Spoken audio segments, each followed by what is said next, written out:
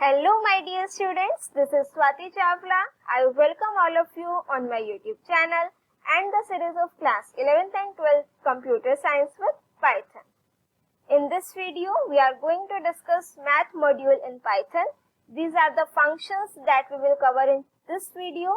चाहे आप 11th class के स्टूडेंट हो चाहे 12th क्लास के स्टूडेंट हो, दोनों के लिए ही वीडियो बहुत ही इम्पोर्टेंट, इंफॉर्मेटिव और इंटरेस्टिंग होने वाली है.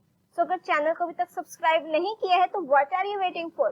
फटाफट से चैनल को सब्सक्राइब कर दो, वीडियो को लाइक कर दो और वीडियो खत्म होने के साथ अगर आपके कंसेप्ट एकदम क्लियर हो जाए तो do share your views in the comment section.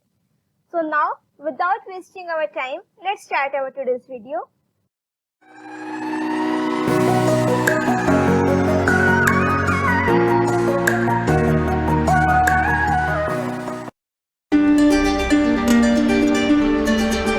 Start with the introduction of math module. Math module contains different types of mathematical functions, and in order to use these mathematical functions we have to import the math module in our program. So there are some built-in functions which are like print function, int function, input function. You can use them directly in your program. उसके लिए मुझे module को import करने की requirement नहीं होती. But there are some specific functions जो आपके कुछ modules में categorize हैं. Like all the mathematical functions are in your math module. Statistics से related सारे जितने भी functions हैं that are in your statistics module. Similarly, random related functions that are in your random module. So if you want to use these functions in your program, we have to import that particular module also. And the syntax to import the math module is, you just have to write import and then math. Import is a keyword. And here math is the name of the module which you want to import. When you write the statement import math, it will import all the functions of this math module. The other statement is you can write from math import function ka name. Then it will import that particular function only from that module. Now the very first function is square root function. It returns the square root of x for x greater than 0. Negative numbers का square root नहीं होता है तो it will calculate the square root of positive numbers only where x is greater than 0. X may be a positive integer और floating point number. कोई भी आप numerical real number हम इसमें एंटर कर सकते हैं. It will return the square root of that number. Now let's execute this practical. The very first statement which I have to write is import math. What this statement will do, it will import all the functions, all the variables of that math module in our program. Now you just have to press the enter key. And the syntax to call the function, now you have to write math dot name of the function and then square root. उसके बाद मुझे जिस number का square root find out करना है. Let's suppose I want to find the square root of 144. So answer is 12.0. It will return the result in the floating term, means जो आपकी decimal values है 0.0 इसकी फॉर्म में answer देगा अगर complete square root उसका नहीं है. Let's suppose here I am writing 146, तो ये कंप्लीट आपको नंबर देगा. अगर वो कंप्लीट किसी नंबर का स्क्वायर रूट है तो पॉइंट के बाद क्या लगा देगा 0. बट आंसर आपका ऑलवेज किस में आएगा? Float value, that is in decimal form, right. Now let's suppose if I am writing math.sqrt minus negative number enter कर दिया तो then it will show you the value error, math domain error. Negative number का square root हम लोग नहीं calculate कर सकते, वो एग्जिस्ट नहीं करते हैं. Those who have taken maths, उन्होंने कॉम्प्लेक्स नंबर का चैप्टर्स पढ़ा होगा, तो जो माइनस का square root that is in the form of iota and all, that is a separate thing. But यहाँ पर जो हमारे पास नेगेटिव नंबर का स्क्वायर रूट हम लोग कैलकुलेट नहीं कर सकते, राइट. नाउ लेट्स सपोज अगर मैंने 0 एंटर कर दिया तो 0 का स्क्वायर रूट क्या होता है बेटा? 0, right? Now our next function of math module is ceilx and the floorx. अब seal और floor का मतलब क्या होता है? seal मीन्स ऊपर, जैसे छत को बोलते हैं, floor मीन्स ग्राउंड, ठीक है. इसी ही कंसेप्ट से हम इसको ध्यान रखेंगे कि seal और floor का मतलब क्या होता है, right? seal function it returns the smallest integer not less than x. अब ये डेफिनेशन थोड़ी सी कॉम्प्लिकेटेड लग रही है आपको, नो प्रॉब्लम. पहले इसको प्रैक्टिकली करेंगे, right. Math dot seal, let's suppose here I am writing 2.6. अब 2.6 seal मींस ऊपर, राइट. छत को बोलते हैं। तो सील ऊपर means largest number it will return. 2.6 से जो नेक्स्ट लार्जेस्ट नंबर है दैट इज 3। इसने यहाँ पर इसको नंबर को राउंड ऑफ नहीं करा है। If I am writing math dot ceil 2.1 तो it will also return 3। If I am writing maths dot ceil only 2 तो that means 2। Similarly you can write negative values also, उससे just एक बड़ा number return करके देगा -2.6। अब -2 से एक बड़ा नंबर -2.6 दैट इज -2, क्योंकि नेगेटिव वैल्यूज में क्या होता है, जो छोटा नंबर होता है वो बड़ा होता है, जो बड़ा होता है वो छोटा होता है। This logic I think you know, right? So similarly for floor also, math dot floor, now here I am writing let's suppose 6.8, तो floor means ground means smallest value it will return. तो 6.8 से just smallest integer value मेरे पास क्या है बेटा 6, तो it will return 6। Now let's suppose I am writing 6.0014, तो then also it will return 6। अब जो डेफिनेशन आपके डॉक्यूमेंटेशन में गिवन है उसको समझने की कोशिश करते हैं। It returns the smallest integer not less than x। अब now let's suppose यहाँ पर हम क्या ले लेते हैं, let's suppose हमने एक नंबर लिया बेटा यहाँ पर math dot seal 6.5, राइट?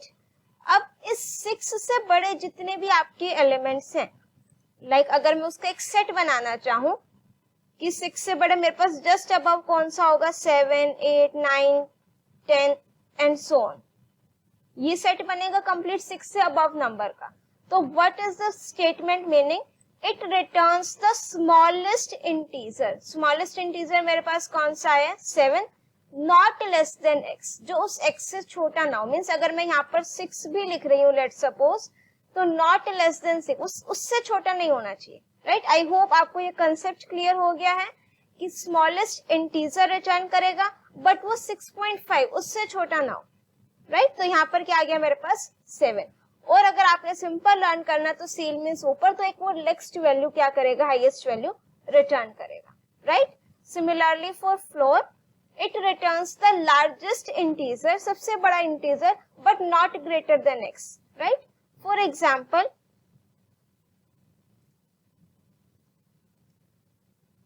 अब let's suppose अगर हमने यहाँ पर लिखा, ये एग्जाम्पल गिवन है 4.5।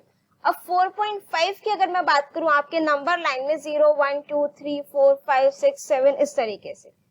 अब डेफिनेशन क्या कह रही है? It returns the largest integer not greater than x, सबसे बड़ा इंटीजर बट वो x से ग्रेटर ना हो, 4.5 से ग्रेटर ना हो, that means 4, right? Similarly math dot floor लिखोगे तो भी आपका आंसर क्या आएगा 4। नेक्स्ट फंक्शन है मेरे पास POW, पावर फंक्शन, जो आपका डबल स्टार ऑपरेटर काम करता है, exponentiation operator. Same work is being done by the POW function. It returns the value of x raised to the power y. X and y may be an integer or floating point numbers. Now let me write it here. Math dot POW 2,4. So what does this mean? 2 raised to the power 4. Or answer will always be in your decimal values, right? You can write float numbers also. 2.5 raised to the power 4.5, this is the answer, right? अब एक जो important question बनता है बच्चों, that is what is the difference between POW function and math.POD function? POW, right? जो हमारा power function है, एक तो ये मेरे पास मैथ मॉड्यूल के साथ आता है, एक मेरे पास पावर फंक्शन इनबिल्ट भी है without using the math module. I am closing this my Python ideally. अब दोबारा से इसको आइडियली को ओपन करते हैं।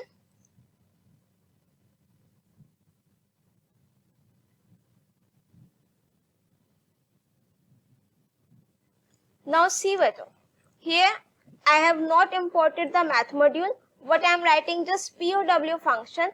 In this POW function, this will to work fine. If you write 2,4, 16, 2 raised to the power 16. But your math module will return 16.0. If I am using the POW function of math module, it will return the result in the form of decimal value. This is the one difference.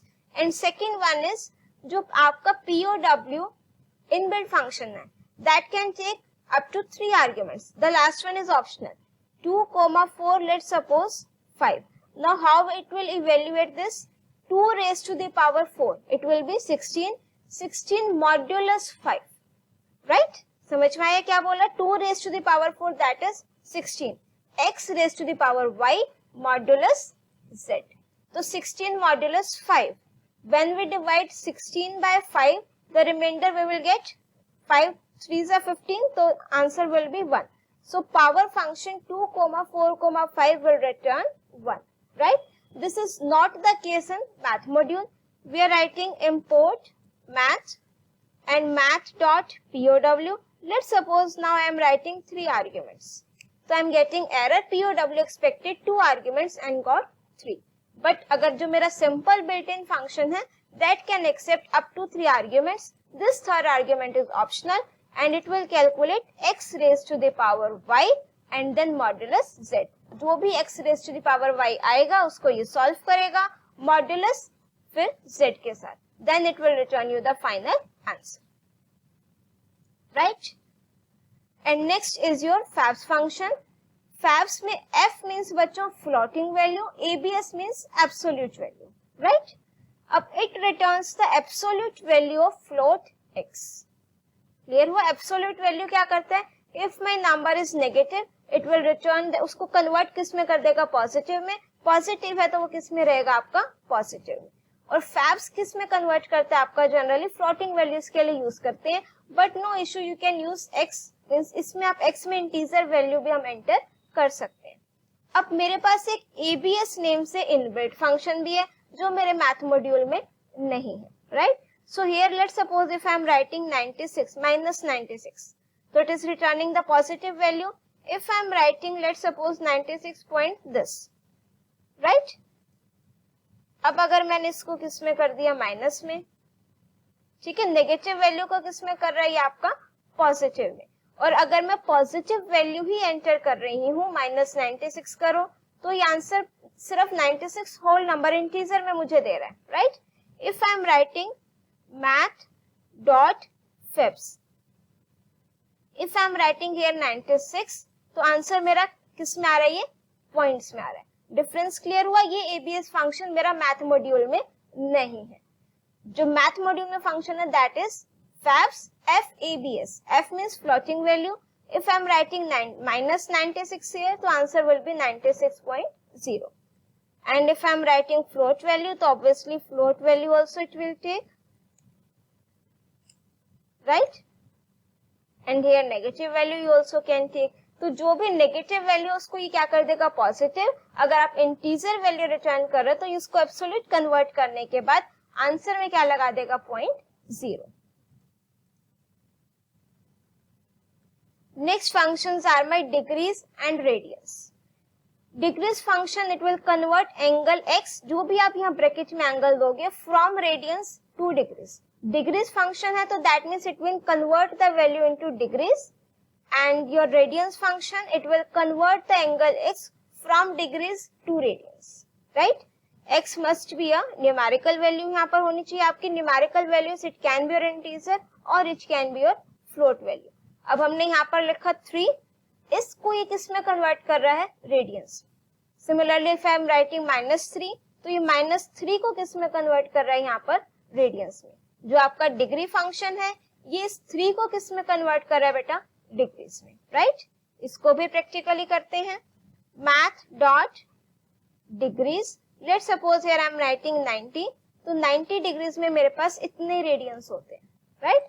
Similarly math dot radiance, let's suppose मुझे इसी का ही radian find out करना है. तो अब ये मेरे पास ये आपका एक तरीके से वेरीफाई भी हो गया. अगर मैं 90 रेडियंस एंटर कर रही हूँ तो मेरे पास इतनी वो इसकी डिग्रीज होती है. और अगर मैं रेडियंस ये डिग्रीज फाइंड आउट करूँ तो ऑब्वियसली उसमें रेडियंस कितने आएंगे? 90. Right? Now after discussing these degrees and radians function, let's understand some trigonometric functions like sin, cos and tan.